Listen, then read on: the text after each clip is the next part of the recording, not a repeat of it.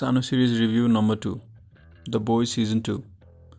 So I just finished watching the season 2 of The Boys and all I can say is 2 words. It was okay. Actually that's 3 words, never mind. It was a decent season compared to season 1, which from the first episode had more punch, more humor, and each episode kept you hooked on, engaged, craving for more. But this season for me took off only after episode 4, I think. With revelations, comic book nods and whatnot. Is the season more gory or is the violence gratuitous?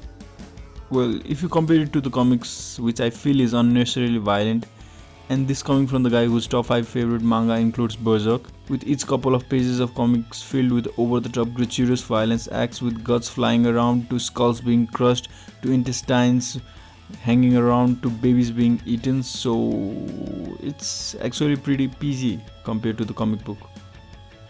The inclusion of backstories of the characters this season, though altered a little, was a pleasant nod to the comics.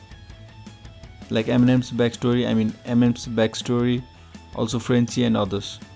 Spoiler alert for anybody who hasn't completed the season 2 of The Boys or hasn't read the comics. I would suggest you watch it. I'll wait. Done?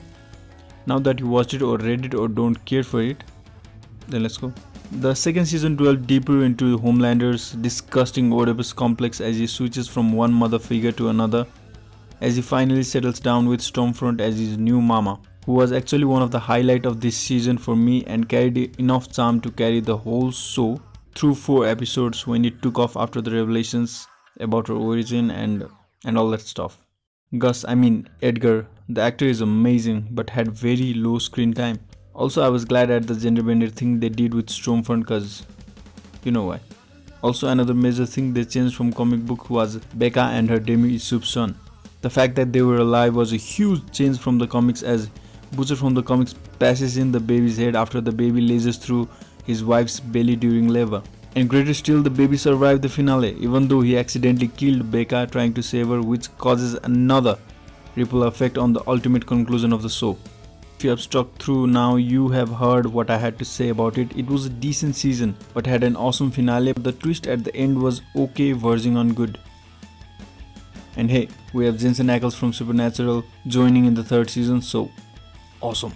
So if you haven't read the comic and don't want the spoilers, skip to the timestamp shown in the video. If you are still here, then let's talk about the hidden trump card of the series, Black Noir, who in the comic book turns out to be the clone of Homelander and the villain committing the disgusting crimes in the name of Homelander. As we know, they changed a lot, some minor to major changes, so I sincerely hope the makers don't use it or don't adapt that whole Black Noir twist. Also, another thing I'm happy about the series and feel is better than the comics is the fact that the characters are layered compared to comic book where anyone except Huey is a one-note character to the most part.